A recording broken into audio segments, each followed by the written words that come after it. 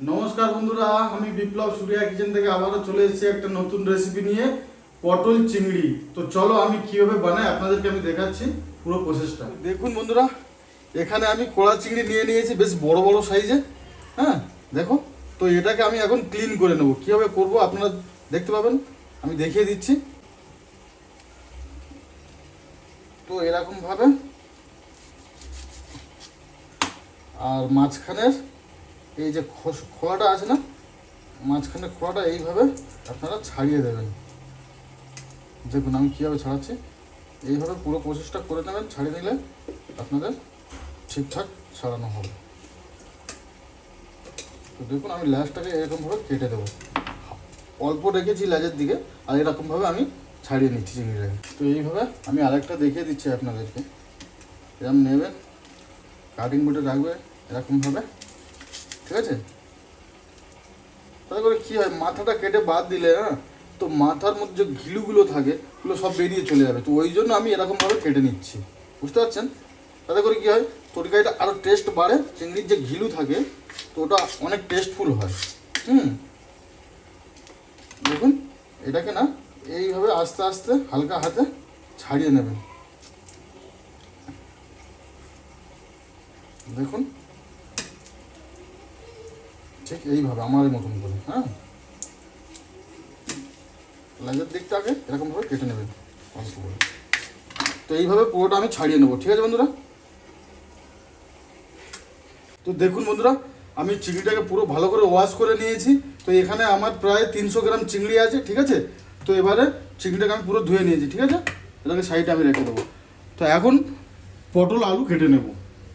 দেখুন বন্ধুরা, এখানে আমি 2 পিস আলু নিয়েছি, আর পটল মোটামুটি আমি এখানে নিয়েছি 8-9টার মতো, ঠিক আছে। এটা ফ্রাই করলে এমনিতেই অনেক কমে যাবে, ঠিক আছে। তো এরকম আমি নিয়েছি। তো এটাকে আমি ভালো করে ধুয়ে কেটে নেব, ঠিক আছে। তো দেখুন বন্ধুরা, এখানে আমি পটলগুলো এভাবে ছাড়িয়ে আমি ধুয়ে নিয়েছি। তো এটাকে আমি কেটে নেবো। কীভাবে কাটছি আপনাদেরকে আমি দেখাচ্ছি প্রসেসটা, ঠিক আছে।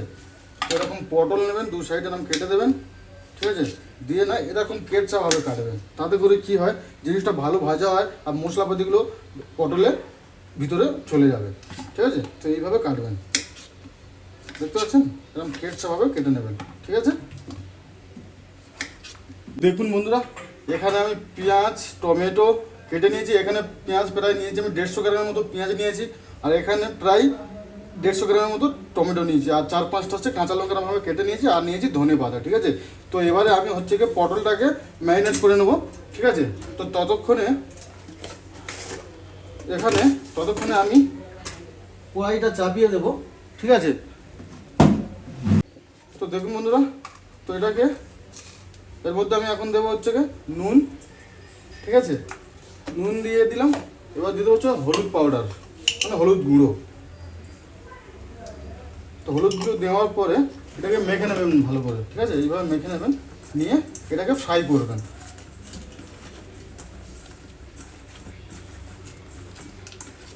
তো দেখুন বন্ধুরা, এখানে আমি কড়ার মধ্যে আমার পরিমাণ মতো তেল দিয়ে দিলাম, ঠিক আছে। অলরেডি তেলটা দেওয়ার পরেই আমার কড়াটা অনেকক্ষণ তো গরম হয়েছিল, তো তেলও গরম হয়ে গেছে, ঠিক আছে।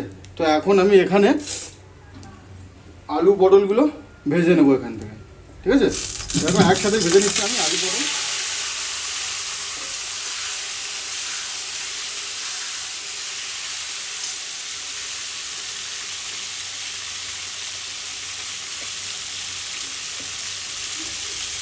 দেখতে পাচ্ছেন, তো এইভাবে আলু পটলগুলো আমি ভেজে নেবো। তো এটাকে আমি ঢাকা দিয়ে ভাজবো, কারণ কি অনেকটা তেল তুলে হচ্ছে, আর ঢাকা দিয়ে ভাজলে কী হয়, জিনিসটা আরও ভালোভাবে সিদ্ধ হবে, আর ভালো ভাজাও হবে, ঠিক আছে। তো দেখুন বন্ধুরা, এখানে আমার পটলগুলো ভাজা হয়ে গেছে। তো এটাকে আমি এরকমভাবে নামিয়ে নেব, ঠিক আছে।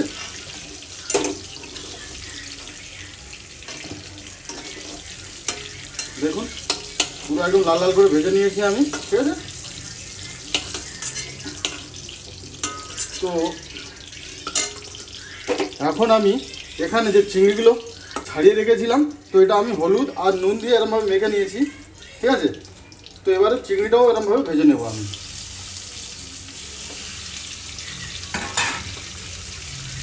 চিংড়ি অ্যাকচুয়ালি বেশি ভাজতে লাগে না, জাস্ট একটু নাড়িয়ে নিলেই হবে, ঠিক আছে। এইভাবে দেখুন ভালো করে আমি ভেজে নিচ্ছি।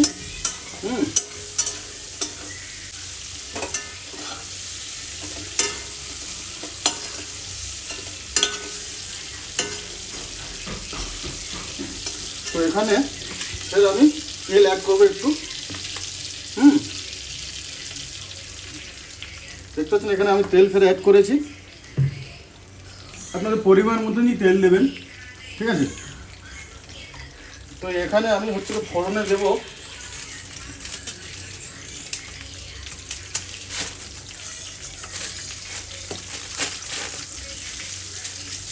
দেখুন হাফ চা চামচ মতন কালো জিরে, আর দেব দুটো তেজপাতা,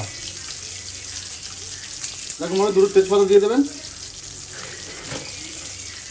আর দেবো দুটো হচ্ছে শুকনো লঙ্কা, দেখুন শুকনো লঙ্কা দিয়ে দিলাম। দেওয়ার পরে এটাকে এরকম নাড়িয়ে নেবেন। এখানে পেঁয়াজ কুচানোটা আমি দিয়ে দেবো এবারে।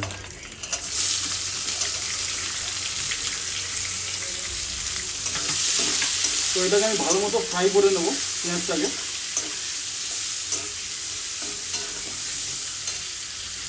বন্ধুরা এখানে আমার পেঁয়াজ লাল লাল করে ভেজে নিয়েছি। তো এখন আমি এখানে হচ্ছে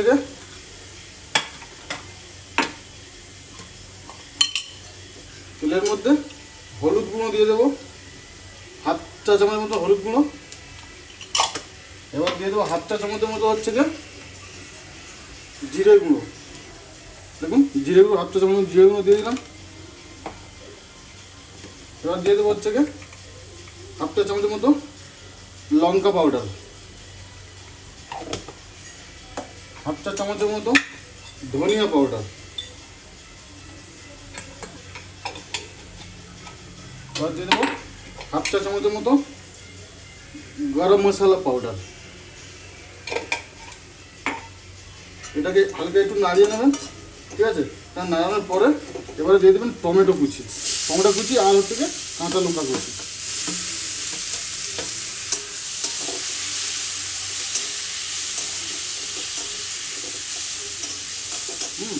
এটা দেওয়ার পরে এরকমভাবে নাড়িয়ে নেবেন, নাড়িয়ে করছি মশলাটা পুরো জ্বলে যাবে। তো এখানে আমি হালকা জল ইউজ করবো, নাহলে কি মশলা পুড়ে যাওয়ার ভয় থাকে, ঠিক আছে। তো এই জন্য আমি একটু জল ইউজ করবো এখানে, জাস্ট অল্প একটু জল।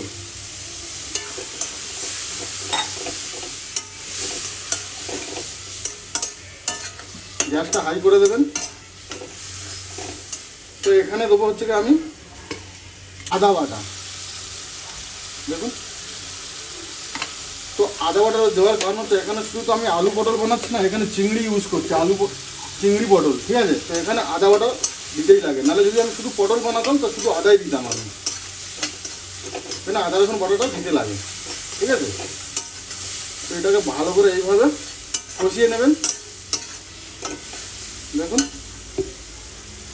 এখন আমি এখানে নুন অ্যাড করবো স্বাদ মতো, তাতে করে কি হয় নুনটা দিলে জিনিসটা অনেক সফট হয়ে গিয়ে গলে যাবে।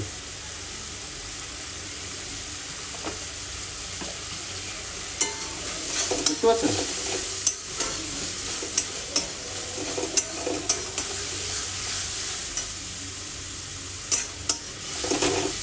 এইবারে আমি অল্প পরিমাণ মতো একটু দই অ্যাড করব, জাস্ট এই 3 চামচের মতো দই আছে, তো এখানে দই অ্যাড করছি আমি।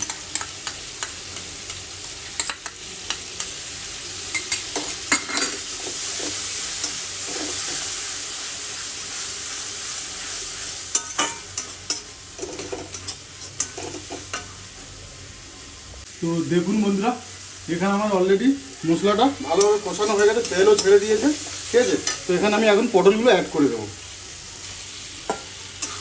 পটলগুলো অ্যাড করার পরে এটাকে এরকম 2 মিনিটের মতো কষিয়ে নেবেন। দেখুন কত সুন্দর একটা কালারও চলে এসছে।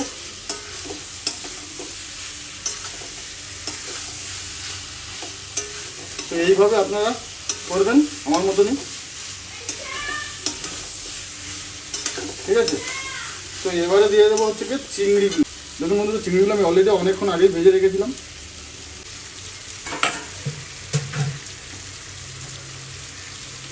তো এটাকে এভাবে একটা কিচেন কাপড় নিয়ে নেবেন, ঠিক আছে। এবার ধরে হালকা কষিয়ে নেবেন।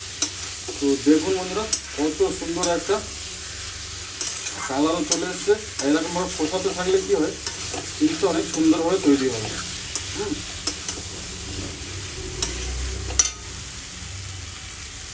তো দেখুন বন্ধুরা, এখানে আমার প্রায় কষানো হয়ে গেছে। তো এখানে আমি এবারে জল অ্যাড করব। এরকম একটা গ্লাস নেবেন, তো এখানে প্রায় হাফ গ্লাসের থেকে একটু বেশি জল দিয়ে দেবেন। দেখুন আমি হাফ গ্লাস থেকে একটু বেশি জল দিয়ে দিয়েছি। এটা ঝোল ঝোল হবে না, হালকা একটু মাখো মাখো টাইপের হবে, ঠিক আছে। তো এটাকে আমি প্রায় 15 মিনিট মতো ঢেকে রাখবো জল দেওয়ার পরে। তো জল তো আমি অলরেডি দিয়ে দিয়েছি, জাস্ট 15 মিনিটের অপেক্ষা, ঠিক আছে। বাস। তো দেখুন বন্ধুরা, এখানে আমার পটল চিংড়ি রেডি। তো এখন আমি কি করব, এখানে সামান্য পরিমাণ মতো চিনি অ্যাড করে দেবেন। চিনি দিয়ে দিলাম। আর দেবো হচ্ছে গিয়ে 1 চা চামচের মতো হচ্ছে গিয়ে ঘি অ্যাড করবেন। তো এখানে আমি ঘি দিয়ে দিচ্ছি। দেখুন দারুণ একটা ঘি দেওয়ার পরে কি একটা দারুণ একটা ফ্লেভার দেবে, দারুণ একটা, ঠিক আছে। আর দিয়ে দেবেন হচ্ছে অল্প পরিমাণ মতো উপর থেকে এরকম গরম মশলা।